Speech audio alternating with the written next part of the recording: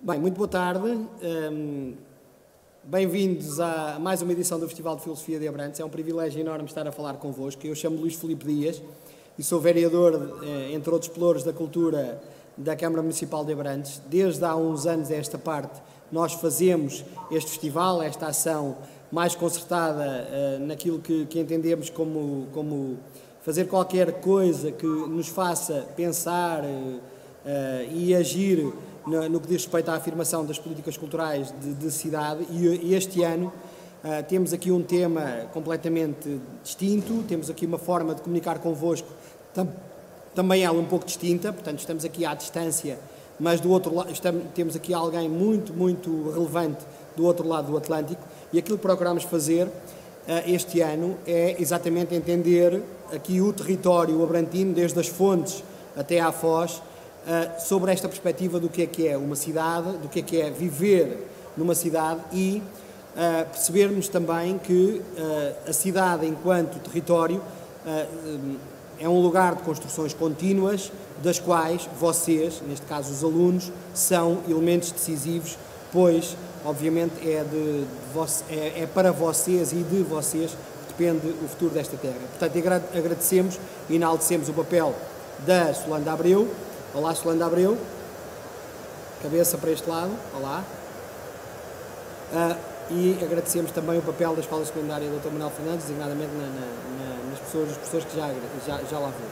Portanto, neste caso concreto, também em forma de reconhecimento e de gratidão, agradecer à professora Cláudia Nascimento. Olá, professora Cláudia. E agradecer também ao professor José Manuel Heleno, que temos cruzado convosco na concretização desta iniciativa. Pedimos desculpas por algum atraso que se deveu aqui a um problema técnico que esperemos que esteja resolvido. Não só pela excelência com que traduzem a filosofia e a arte de pensar em Abrantes, também na relação com os vossos alunos, mas sobretudo pela dimensão pedagógica que trazem, não só à arte de bem pensar, mas também a este desafio e a este horizonte que o próprio programa de filosofia, no que ao 11º ano diz respeito, quando fala da filosofia na cidade. Naturalmente, para o outro lado do Atlântico, agradecer sentidamente ao nosso professor Onésimo Teotónio Almeida. É sempre um privilégio enorme revê-lo. Vejo que o seu mapa-mundo está aí do seu lado direito ou esquerdo, eu vejo do lado esquerdo, mas percebo que a sua geografia sentimental está sempre muito próxima de nós e agradeço-lhe enaltecidamente, não só pela sua dimensão intelectual, mas também pelas lições constantes de Portugalidade que tem feito para connosco e que tiveram aí esse expoente máximo aqui há 2 anos nas comemorações do 10 de junho, mas sobretudo porque, enquanto escritor, filósofo, académico, tem-se revelado um verdadeiro amigo da cidade. E depois, também, não posso deixar de enaltecer este reconhecimento, também ainda que em forma de gratidão, mas também, obviamente, de ligação aos trabalhadores da Câmara Municipal de Abrantes pela capacidade dedicada e altruísta, na pessoa também do Dr. Francisco, que tem sido aqui um elemento decisivo na concretização do Festival de Filosofia, e eu vou-lhe passar imediatamente aqui a gestão desta cadeira, por forma a que possamos continuar com esta aula que o professor Onésimo Teotónio Almeida nos vai traduzir aqui hoje. Como disse o Jorge Luís Borges, inclusive ouvimos esta transcrição há muito pouco tempo, numa das comunicações do período da manhã, no nosso programa da manhã, pelo professor João Seixas, a cidade impõe-nos o terrível dever da esperança. E, portanto, enquanto elementos decisivos para a esperança, para o devir, para o futuro desta cidade, deste território, que são vocês alunos e, consequentemente, os vossos pedagogos, aquilo que eu vos queria dizer também é este sentido de reconhecimento, este sentido de pulsar de gratidão, e ajudem-nos a construir após a pandemia, durante todo e qualquer cenário mais adverso, formas distintas de pensar a nossa cidade, o nosso território, porque é para isso que serve, para vivermos melhor juntos. E, portanto, agradeço-vos imenso a oportunidade, a todos aqueles que já o li, e um abraço apertadíssimo ao professor Onésimo por tudo aquilo que tem feito por Abrantes e pelas formas de pensar Abrantes. Naturalmente, em jeito de memória, um dos grandes pensadores da cidade foi o arquiteto Gonçalo Ribeiro Teles. Também gostaria de deixar aqui ao vivo e a cores o papel fundamental que o arquiteto Gonçalo Ribeiro Teles teve na forma de pensar as cidades, e oxalá que o Festival de Filosofia, pelo seu passado por o que está a acontecer hoje e para aquilo tudo que vamos construir no devir, seja de facto aquilo reflexo da arte de bem pensar em todas as cambiantes que a filosofia nos traz. E depois, como as árvores, como esta comunicação extraordinária que o professor Onésimo nos vai trazer aqui hoje, que vai inquietar muita gente, que sejamos todos capazes de transformar melhor o nosso mundo em algo verdadeiramente, enfim, mais harmónico e mais bem concretizado. Obrigado. Francisco? Professor Onésimo, quer começar? Quer dizer qualquer coisa? Eu falo quando me mandarem, eu obedeço. Faz favor. Entretanto, o Francisco depois modera. O Francisco Lopes começa a moderar aqui o debate e eu passaria a palavra então para o outro lado do Atlântico. Bom dia, Sr. Professor Onésimo Teotónio Almeida. Muito obrigado. Boa tarde para aí. Aqui boa tarde. E bonito, aqui estamos no final do outono, as árvores já estão quase todas nuas, as cores já desapareceram. Eu saúdo a Brandes, saúdo os professores, os jovens, o seu vereador, o organizador Francisco Lopes, e eu vou dirigir-me especialmente aos jovens. Não é fácil para quem está habituado a lidar com gente das não são muito mais velhos do que falar jovens, e eu escrevi o texto. O texto não é muito, e depois o mais interessante será que o texto é escrito especialmente para vocês, é para lançar uma série de pistas para depois, com as vossas reações, uma conversa mais chegada ao chão, mais chegada de vocês. Portanto, aqui vai aquilo que eu escrevi, tenho paciência de ver, com as máscaras não se consegue ver bem mal, ou vê-se bem quando é que o mundo está a dormir. Agora, máscaras vocês podem disfarçar, máscaras eu não consigo saber se estão a ouvir. Então, falar de filosofia a jovens não é nada fácil. Muito mais difícil se torna fazê-lo por Zoom. Pior ainda quando se trata de uma conversa tão importante. Também eu já fui jovem em filosofia, e que aliás sempre gostei. Não era nenhuma pena disso.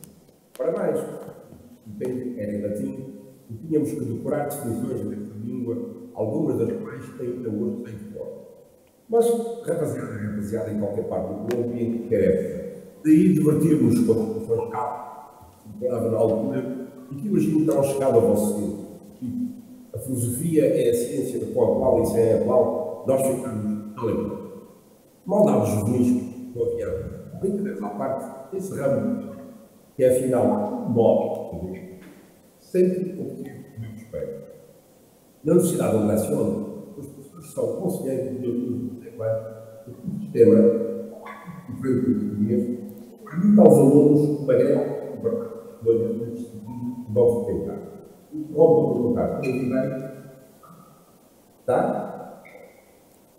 Daí a importância da arte do professor, os alunos sentem-se por vezes perdidos no meio de inúmeras possibilidades.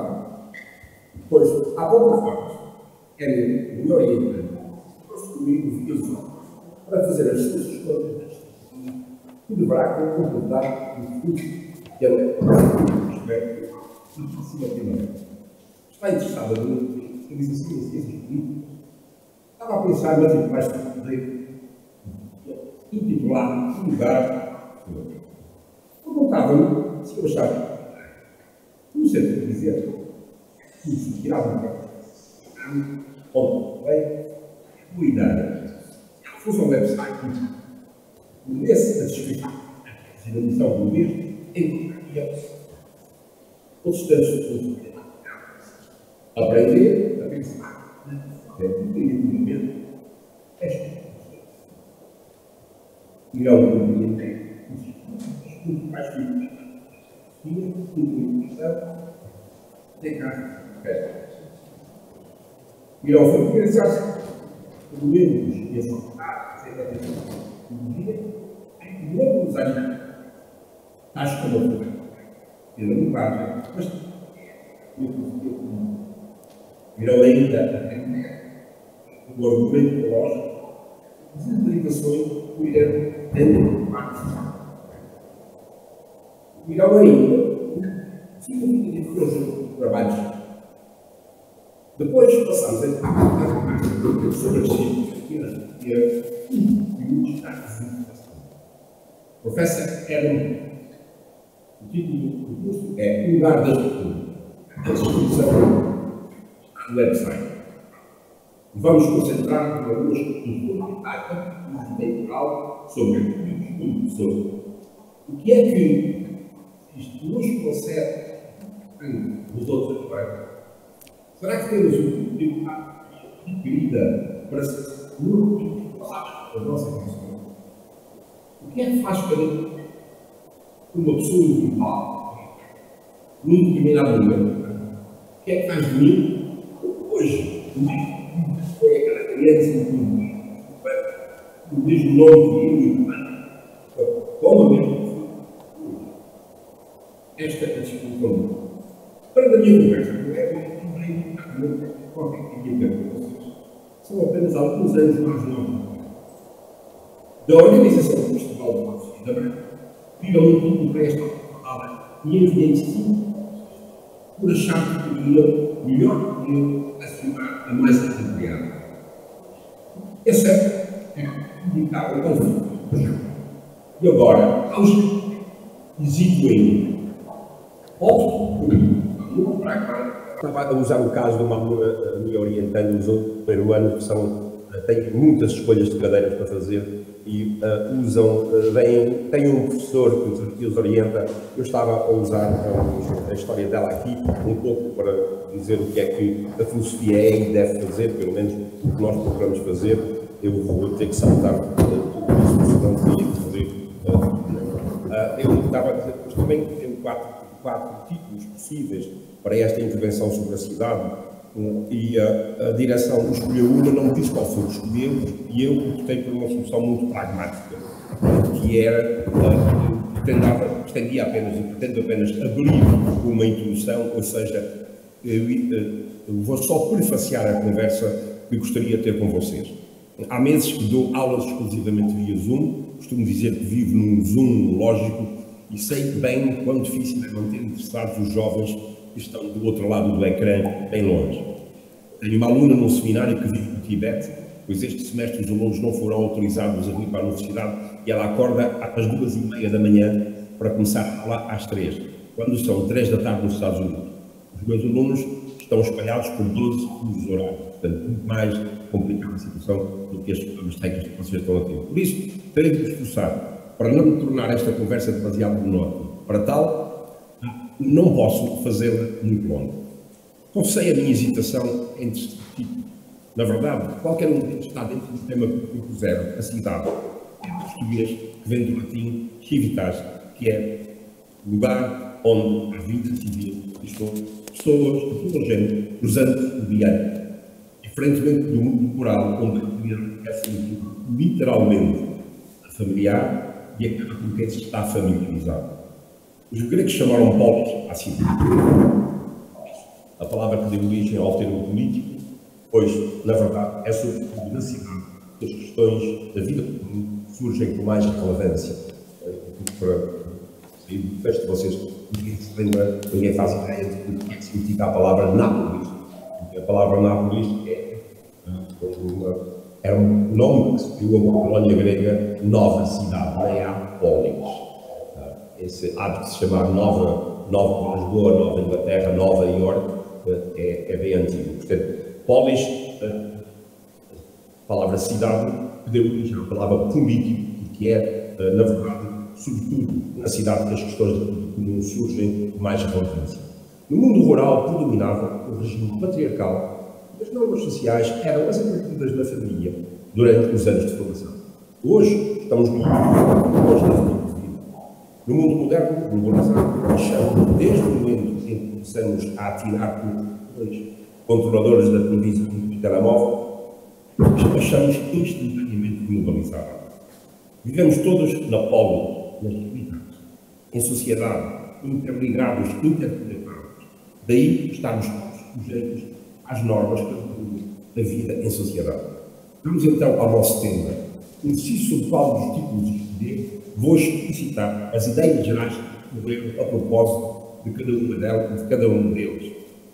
Elas servirão de ponto de partida para a tal conversa que gostaria de ter a seguir. Um dos títulos era: quem não é da sua terra não merece ser parte do mundo. O local onde nascemos e crescemos marca-nos profundamente. Os animais são muito diferentes dos seres humanos. Minutos depois de nascer, um golfinho está a nadar. Em menos de uma hora, uma girafa está a andar. Em 2 dias, as aves saem voando do ninho. Cada animal repete o modelo de vida dos progenitores. Os seres humanos, porém, levam anos a crescer porque nascem muito incompletos.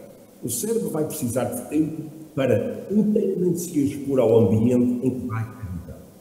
Em linguagem prática, o cérebro vai deixar-se formatar pelo ambiente que o rodeia. As cores, os cheiros, os sons, tudo vai moldá-lo. Sobretudo até atingir a puberdade, a informação que lhe chega vai marcá-lo fortemente. É assim que a língua das pessoas que rodeiam uma criança vai passar a ser a sua língua, a língua materna, depois vai impregná-la profundamente. Até o seu sotaque vai ficar sendo o sotaque que escuta e aprender desde que tem idade e mantê-lo-á igual toda a vida se permanecer sempre no mesmo ambiente e nada fizer para mudar. É assim que ficamos marcados e passamos a considerar bom aquilo que temos e somos. Passamos a usar os nossos hábitos como bitola para medir os outros. No fundo, é precisamente o que Protágoras intuitivamente queria significar quando dizia, na Grécia Antiga, que o homem é a medida de todas as coisas, as que são, que elas são, das que não são, que elas não são. O segundo título que eu tinha era O lugar em que crescemos cresce em nós. Este título insere-se na mesma linha do anterior. O lugar onde crescemos cresce em nós, dentro de nós. Fica a fazer parte de nós. É também nosso, porque ao mesmo tempo ele passa a ser uma extensão de nós mesmos. A nossa família, os nossos amigos, os nossos vizinhos, os nossos companheiros de trabalho, de convívio e de desporto, de divertimento e de interação a qualquer nível. Quer dizer que nunca somos nós sozinhos, desde o momento em que nascemos. Corta-nos o cordão umbilical, e passamos a criar laços que nos ligam às pessoas que nos rodeiam e com quem criamos interdependências de toda a ordem. O terceiro título era Identidade, o carimbo do lugar que nos molda. Muito breve sobre isso. Suponho que já está mais ou menos clarificado o terceiro título que eu tinha sobre isso. Não será preciso demorar neste ponto. Na vida, acabamos por gostar daquilo a que nos habituamos, como acontece com os sapatos que adquirimos. Com o tempo, ajustam-se aos nossos pés e sentimos confortáveis dentro deles. A propósito, existe em inglês a expressão tão confortável como um par de sapatos velhos. Cada vez que eu, nos Estados Unidos, depois de ter aqui umas visitas durante algum tempo a comer comida americana, levo-os ao restaurante português e pergunto o que é que você quer, e ele disse: só, Nédio, o que eu quero é um bife com batatas fritas à portuguesa. Porque o padrão do cérebro estava formatado, o gosto estava formatado por o sabor do bife e das batatas fritas à portuguesa, e depois de andar por aqui e por ali, é como chegar a casa, tirar os sapatos e se sentir à vontade. Eu estou em casa, isto é eu, isto sou eu, isto é parte de mim, o meu gosto, a bitola do meu gosto. O quarto título era Eu e a Minha Circunstância, do espanhol Ortega y Gasset. Eu e o meu ambiente circunstante. Muito breve. O meio que nos circunda molda-nos, como já disse. E molda-nos o gosto. As minhas circunstâncias são uma extensão de mim próprio. São também parte de mim. Eu moldo-as e elas moldam-me em interação recíproca.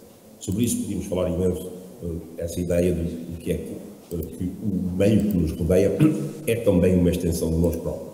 Mas isso pode ficar para as conversas. O quinto e último título que eu tinha proposto era Crescer como as árvores.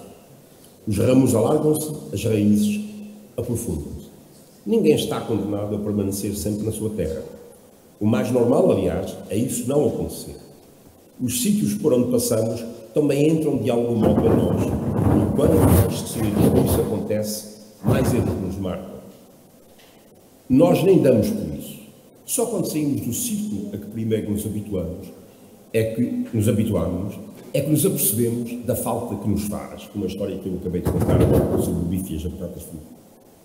O grande ensaísta norte-americano David Foster Wallace contou uma vez a história de um peixinho que estava de manhã a nadar com o seu peixe-pai. Cruzou-se com eles um outro peixe amigo do pai que lhe perguntou: como é que está a água hoje? O peixe-pai respondeu: está muito boa. Então o peixinho perguntou ao pai: pai, o que é água? Nós respiramos o nosso meio e nem damos por isso. Só quando nos falta é que devemos a perceber.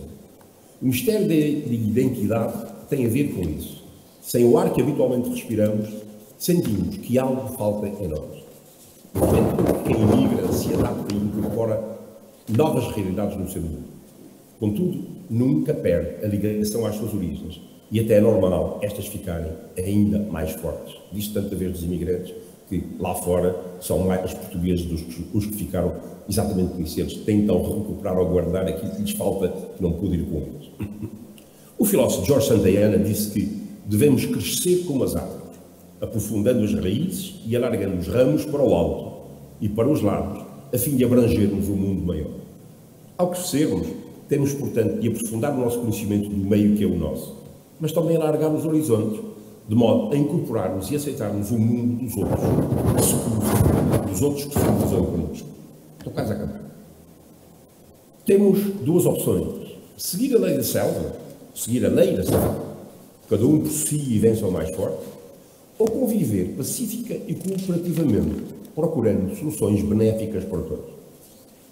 É mais do que óbvio que a opção que faz mais sentido para todos nós é a da cooperação, a da criação de regras que nos permitam conviver e colaborar, pois dessa maneira beneficiamos todos do uso dos talentos de cada um. Qualquer treinador de futebol sabe que a equipa que triunfa é aquela cujos talentos individuais se coordenam e harmonizam, ajustando-se uns aos outros, de modo a que possam combinar boas jogadas coletivas. Na vida social é assim. Quando uma equipa ganha, é cada jogador que ganha também. Não há nada de errado em lutar pela nossa equipa, apoiá-la e fazer com que ela ganhe. Se os outros fizeram o mesmo, estaremos todos a beneficiar, pois o esforço de uma equipa leva a outra a esforçar-se igualmente para fazer o seu melhor. É sadio. Se tudo isto se desenrolar nas sociedades como no desporto, em que as regras são cumpridas pelas partes envolvidas e todos se empenham numa boa partida, então a competição pode resultar em festa. Claro que na vida não será preciso, e até nem convém, estarmos sempre competindo. Uma atitude desse tipo teria as consequências nocivas, por exemplo, dos nacionalismos exacerbados e dirigidos para o conflito em vez da coexistência pacífica das diferenças. O meu recurso à imagem do desporto teve o objetivo de acentuar a ideia da colaboração como sendo fundamental e útil, não só para toda a equipa, mas para as várias equipas em confronto. Por isso, tudo isto se aplica à cooperação necessária na nossa vida cívica, em civitas, em sociedade, para que a nossa cidade, o meio em que vivemos, possa beneficiar da interação de todos. Quanto mais cada um de nós se valorizar, mais talentos terá para serem aproveitados pela equipa, pelo coletivo, pela civitas, pela polis. E não há dúvida que quanto mais diversificados forem os talentos dos membros envolvidos, mais rico será o coletivo, a totalidade, a soma das diversas partes. Hoje, Portugal voltou a ser um país heterogéneo, como Lisboa foi quando esteve na vanguarda da Europa no século XVI. Há que integrar toda a diversidade que só nos enriquece. A nossa vida comunitária só terá a ganhar com isso. Seremos todos a valorizá-los. Ao fim e ao cabo, é isso que se dá o nome de democracia. O importante é percebermos que ela não nos cai do céu. Antigamente é que se acreditava no poder divino dos reis. A democracia, pelo contrário, nasce do chão e cultiva-se. Somos nós que a construímos e a mantemos. Os edifícios da cidade podem já existir há séculos, mas a civitas, essa é diariamente construída por nós. E agora gostava de ouvir perguntas de vocês para continuarmos, para esmiuçarmos estas ideias de modo mais prático, de modo que toque mais de perto as vossas vidas e as vossas experiências. Agora sou a ouvir vocês. Muito obrigado, professor Onésimo, muito obrigado. Eu sugeria aqui uma pequena alteração em relação ao que tínhamos combinado previamente, que era a possibilidade de cada uma das escolas poder fazer agora um bloco de 3 perguntas. Uma vez que os problemas técnicos nos fizeram perder algum tempo, sugeria que houvesse apenas 2 perguntas de cada uma das escolas, às quais o professor Onésimo respondia. Não é? Primeiro, portanto, sugiro que avancemos já para a Escola Manuel Fernandes.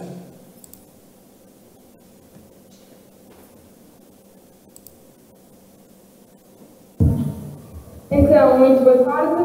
Eu chamo-me Bárbara Damásio, sou aluna da Escola de Manuel Fernandes. Queria aproveitar esta oportunidade para fazer a seguinte questão. Quem se é obrigado a sair da sua terra por razões diversas, como por exemplo os refugiados que fogem em busca de uma vida melhor, não é? Devido às suas más condições de vida, é que são sujeitos por consequências, por exemplo, de guerras religiosas, mas também, e não só. Acabam por encontrar um refúgio noutros lugares a que passam a chamar de casa. Para si não são de lugar nenhum, mesmo sabendo que foram obrigados a fugir e não só por não gostarem de lá viver. Essa é a questão. Muito obrigada. Segunda pergunta, da Manuel Fernandes.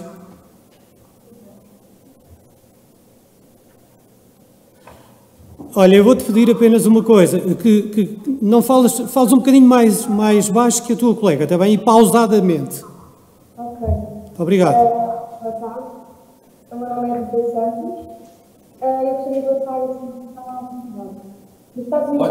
Importa-se tirar a máscara para eu ouvir melhor, tenha paciência. Quando falarem, eu tive dificuldade em ouvir perfeitamente a primeira pergunta. Quando falarem no microfone, tem que tirar a máscara.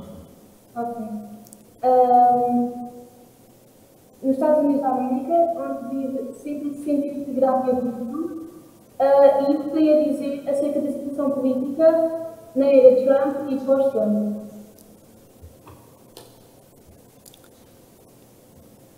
Então, Obrigado. então vamos ouvir as respostas? A resposta é para responder? Sim, e depois vamos então às perguntas da Solanda Abreu, talvez seja melhor assim. Pode ser? Há de novo um ruído e eco, e é difícil de falar assim. Não consigo. É caminho. Não é. Bom, a primeira pergunta é muito difícil e eu não sei responder. Eu não sei responder porque os grupos variam. Agora para o eco, obrigado. Sim, foi o microfone. Os grupos variam.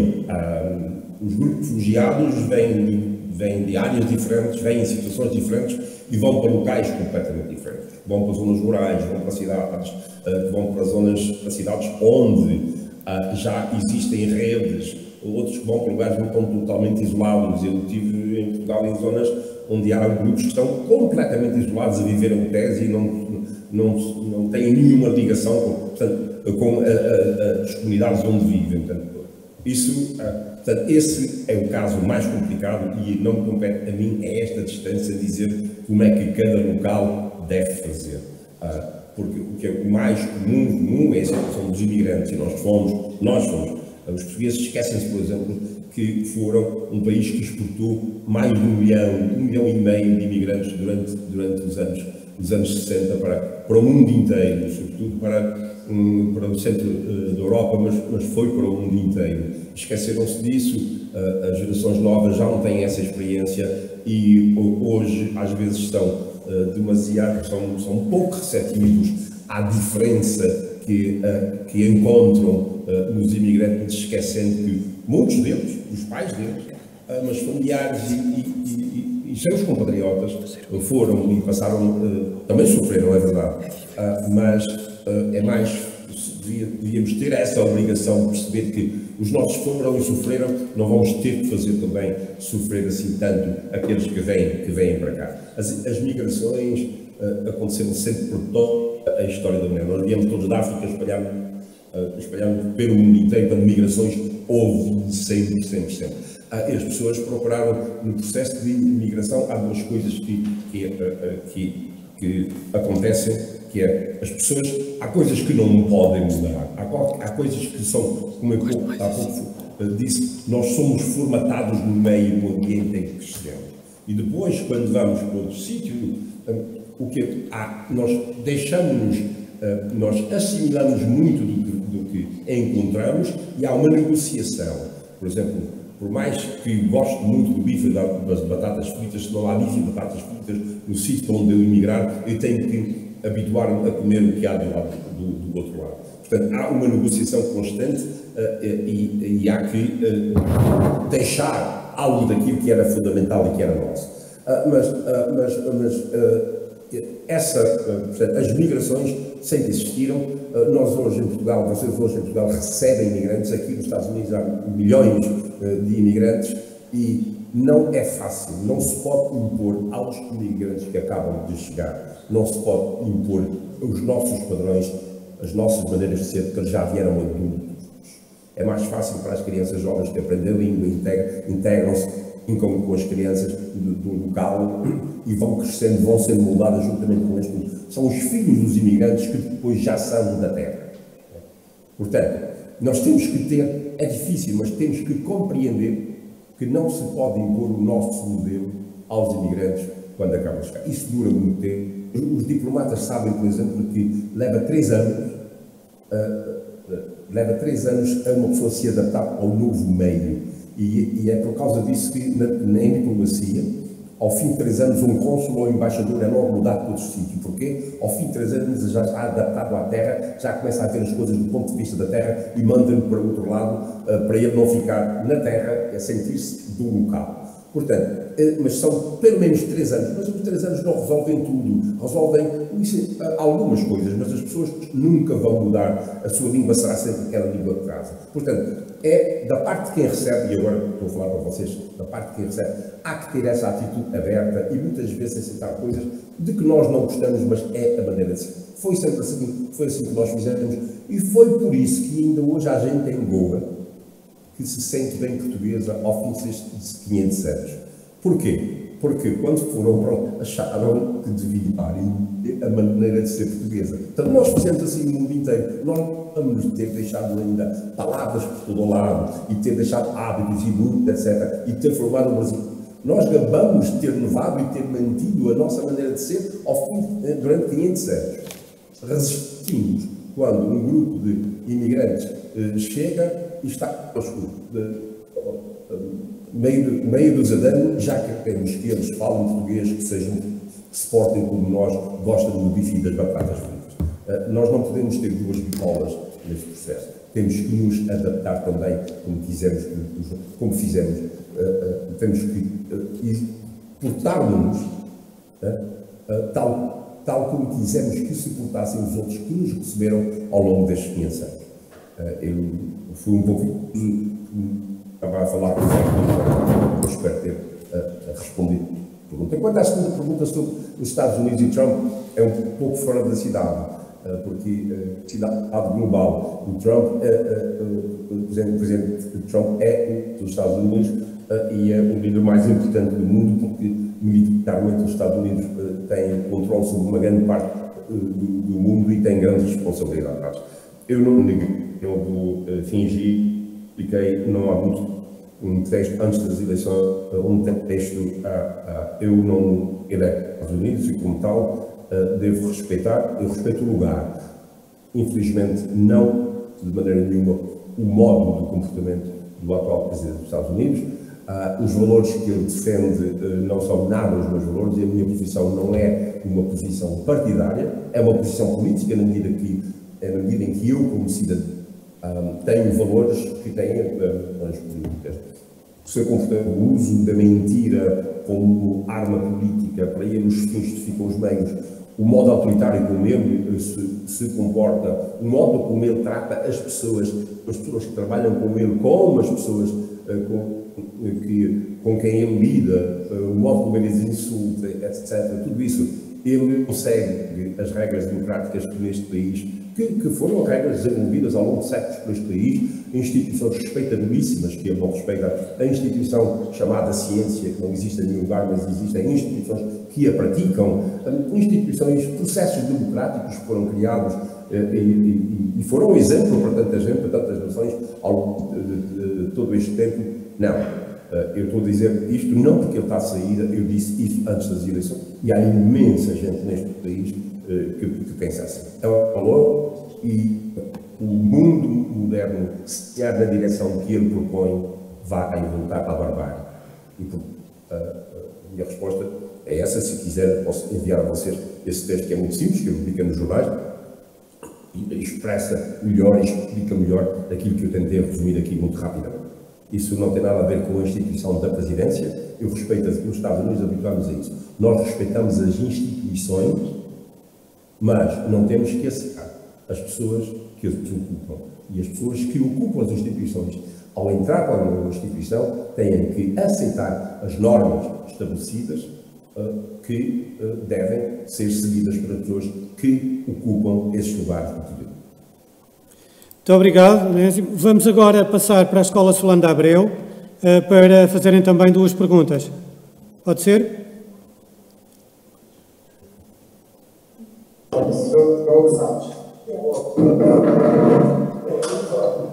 Peço mais uma vez que falem pausadamente e não muito alto.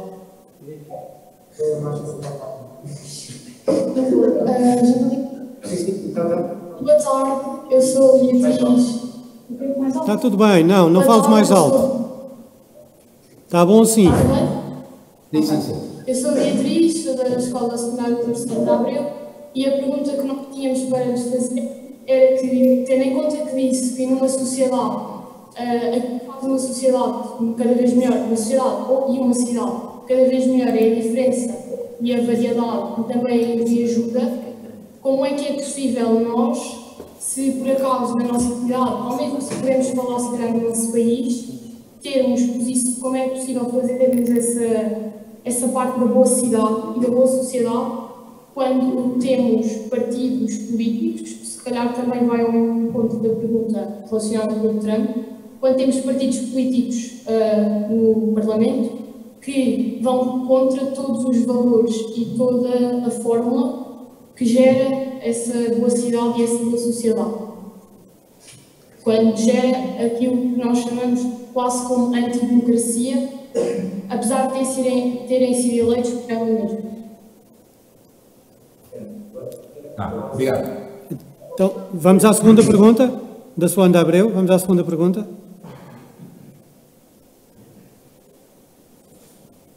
Vocês têm outra pergunta para fazer ou não? Não? Então, professor Onésimo, vamos responder? Olha, um grande pensador do século XX, grande filósofo, chamado Karl Popper, levantou uma questão muito interessante. A ideia da tolerância é uma ideia muito antiga, que surgiu sobretudo no século XVI.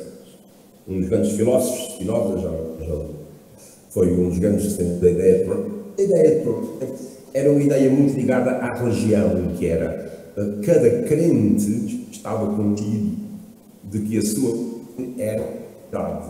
Para evitar as perigo a seguir quando aconteceu a reforma protestante, estava-se a cumprir aqui muita guerra religiosa, mortes na Europa. Houve alguém que disse que a maior quantidade de guerras na história foram guerras religiosas dentro do cristianismo. E então, naquela altura, houve gente que começou a pensar, bom, o fato de eu pensar que eu é que tenho a verdade e os outros não têm, não me dá o direito de os destruir ou aniquilar, e portanto eu tenho que ser tolerante para com eles. Esta palavra hoje, nós saiu do uso.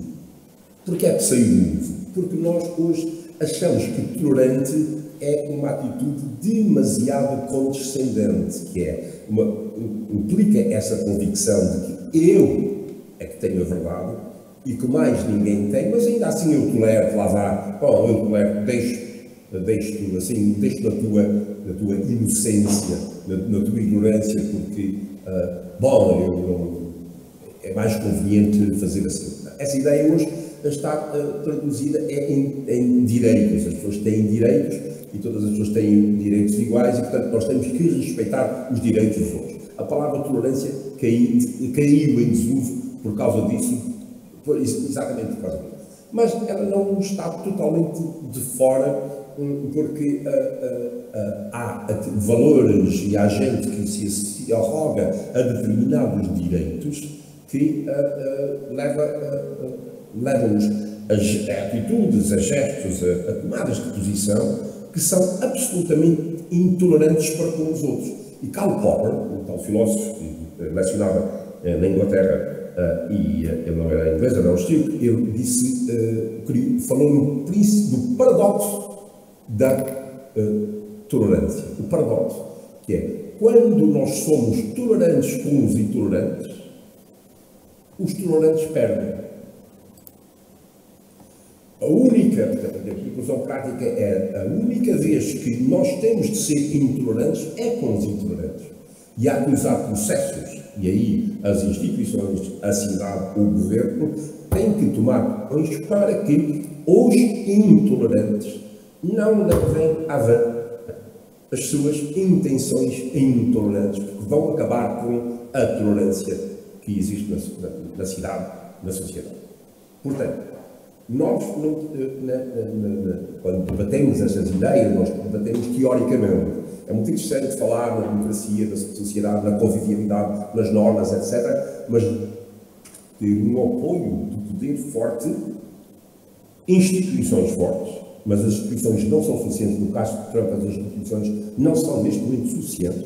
Isso mesmo está a ser um caso complicado e difícil fazê-lo sair da Casa Branca, porque ninguém esperava uma coisa daquelas. A regra era perder o perdedor saúda e faz votos que a nova equipa que vai entrar no governo que avance. Era assim que se funcionava em democracia. Portanto, há que haver instituições e poder para que gente que se arrogue a atos de intolerância não possa pôr em prática esses atos de intolerância, porque senão os tolerantes acabam ganhando e acabam destruindo aquilo que os tolerantes construíram. Portanto, sou todo pela tolerância, é importante ser tolerante. Agora, a tolerância, isso é questão, uma situação de vida, a tolerância deve deixar, nós devemos ser tolerantes e deixar que as pessoas se expressem. Portanto, a liberdade de expressão é fundamental. E agora, há normas para a liberdade de expressão. Se uma pessoa usar a liberdade de expressão, se mentir, pois arranja-se maneira de demonstrar que a pessoa está a mentir. A pessoa insultar uma outra pessoa e insultar injustamente, os tribunais têm que ser rápidos, porque senão, se os tribunais arrastam uma coisa, muito tempo, os tribunais têm que ser rápidos portanto, dar liberdade de expressão às pessoas, mesmo para quando essas pessoas exprimem ideias que são intolerantes. Mas uma coisa é ficar ao nível da expressão. E depois todas essas expressões livres dessas pessoas que afetaram outros, elas têm direitos, as pessoas têm direito a defender. Portanto, há normas práticas, há normas democráticas para resolver todas essas questões. A dificuldade está em muitas vezes nós somos tão intolerantes também com a expressão de ideias. E isso é preciso ter cuidado. Eu sou pela liberdade de expressão, mas sou pela mentira. Isto imediatamente se desmascara com factos. Não sou pelo insulto às pessoas, porque as pessoas têm direito à sua língua. Mas, se um indivíduo expressar uma ideia política que eu discordo, ele tem direito a expressar. Portanto, a harmonização dos valores modernos, os valores da modernidade, é complicado, não é? Estão sempre a surgir situações de conflitos, em que casos que não são claros, bem se uma pessoa resvalou. Mas também no futebol é assim, existem os árbitros e agora existe o controle pela televisão, como é que chamam em português? Os videoárbitros. O VDA, não é? VDA. Videoárbitro. É o videoárbitro. Videoárbitro. As situações, os seres humanos estão sempre em situações possíveis de gerar conflitos para os quais não há soluções. Existem os tribunais, existem os conselhos nas escolas, os conselhos escolares que decidem, analisam o caso, etc. Isso é inevitável. Nós estamos aqui apenas a falar em termos de princípio. Eu defendo o princípio da liberdade de expressão, eu defendo a tolerância, mas sou contra os intolerantes, estou a repetir, sou contra os intolerantes. Há que impedir os intolerantes, não de falar, mas de agir quando as suas ações implicam intolerância em relação aos direitos e à dignidade dos outros. Fui claro? Muito bem. Eu sugeria, nós temos 7 minutos neste momento, e eu sugeria que de cada um das escolas pudessem fazer mais uma pergunta para respostas curtas do professor Onésimo. Antes de passarmos a isso, eu Aproveito também para vos dizer o seguinte, para além de agradecer também a participação de todos, dizer-vos que nós vamos trabalhar esta gravação, porque esta sessão ficou gravada, no sentido de lhe retirarmos, tanto quanto possível, algum ruído portanto, deixarmos como resultado um vídeo que seja mais limpo desses problemas. Para além disso, nós vamos publicar também o texto do professor Onésimo na íntegra, para que vocês e todas as pessoas, posteriormente, possam fazer a sua leitura com mais tranquilidade e a sua análise de uma forma também ela mais tranquila. Portanto, passava já, pode ser já de novo a Solanda Abreu, se querem fazer mais uma pergunta, façam o favor de avançar e peço de novo ao professor Onésimo respostas um bocadinho agora mais curtas, uma vez que temos poucos minutos. Fazem favor.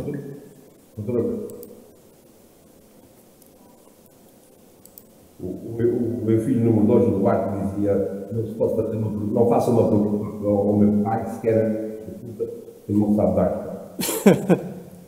Então, parece que já temos aí mais uma aluna que vai fazer uma pergunta. Olá, eu sou a Gabriela.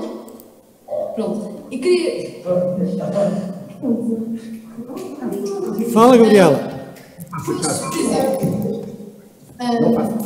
O que eu tenho vindo a perceber é que, por exemplo, numa cidade, eu acho que as gerações mais novas deixaram de ter o mesmo respeito que tinham pelos mais velhos. E antigamente, e eu tenho sempre respeito, por exemplo, por um professor ou por uma pessoa num café, pronto, acho respeito, mas eu noto que muitos dos meus colegas mais novos, ou seja, as pessoas que antes estão na escola, já não têm o mesmo respeito, ou seja, o que é que não devemos fazer, que valores é que devemos futuramente dar aos nossos filhos, por exemplo, para que isto não continue a acontecer, porque eu acho que nos últimos anos isto tem vindo a acontecer muito. Obrigado. É um passo para eu falar e minha geração. Houve sempre, os jovens foram sempre rebeldes, sempre, em toda a parte, desde vocês que se puserem a ver, foi sempre assim.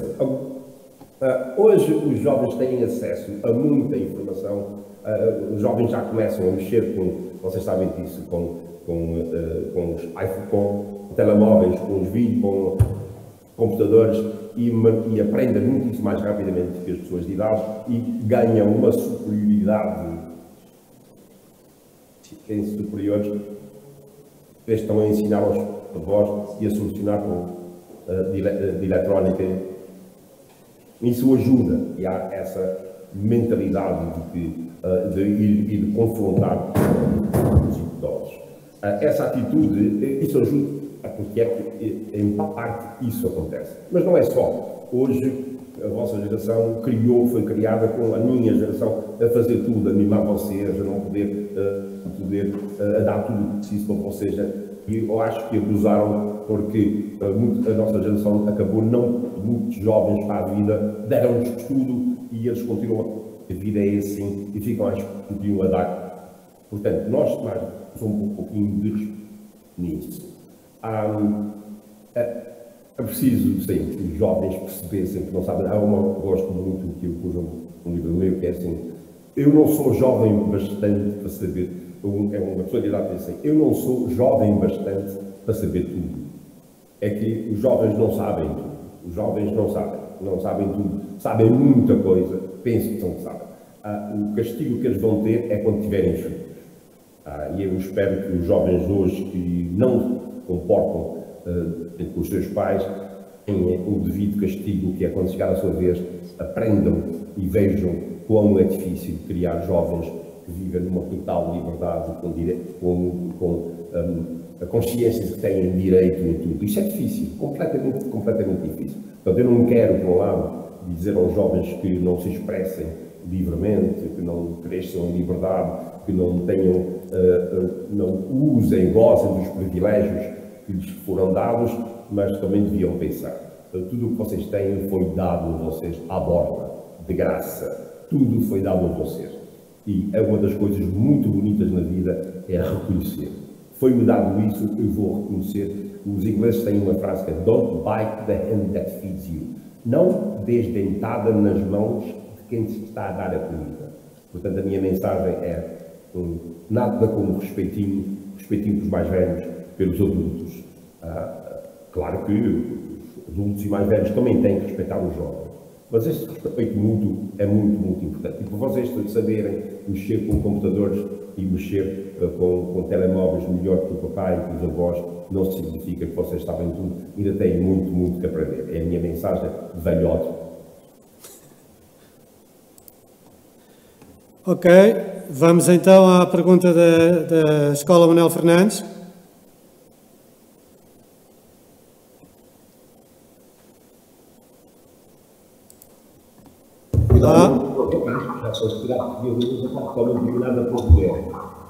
Boa tarde, meu nome é Pedro Vital, da Escola Dr. Manuel Fernandes, e a minha questão é: em memória do transporte do Pita Pedra, da sua terra natal, para o modo como nos convida a pensar a nossa pertença a uma comunidade. Eu fui bardo na minha adolescência, na minha juventude, porque a minha freguesia não era uma cidade. Pode apagar aí o som, podem fechar aí o microfone.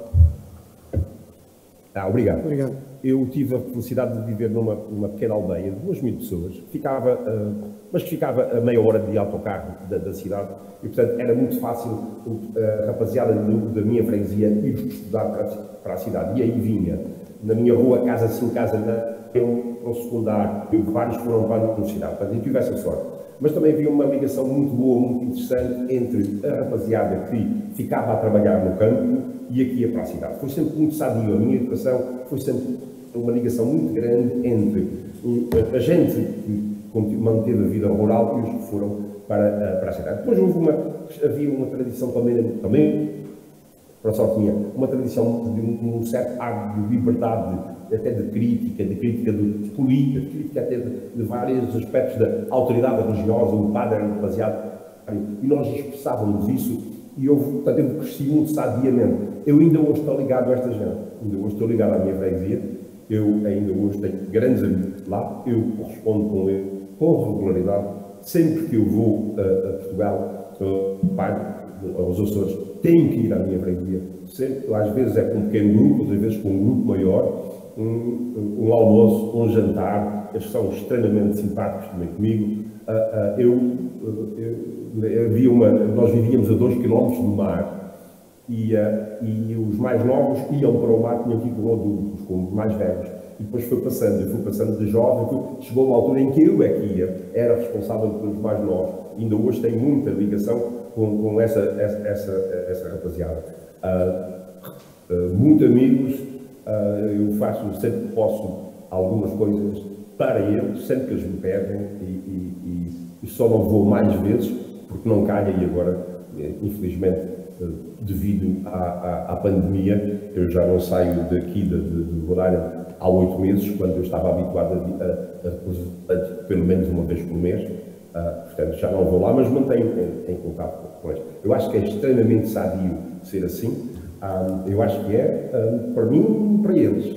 Eles alargam os seus ramos e portanto, eles, voltando à frase Santana, eles, ao estarem em contato comigo cá fora, alargam os seus ramos.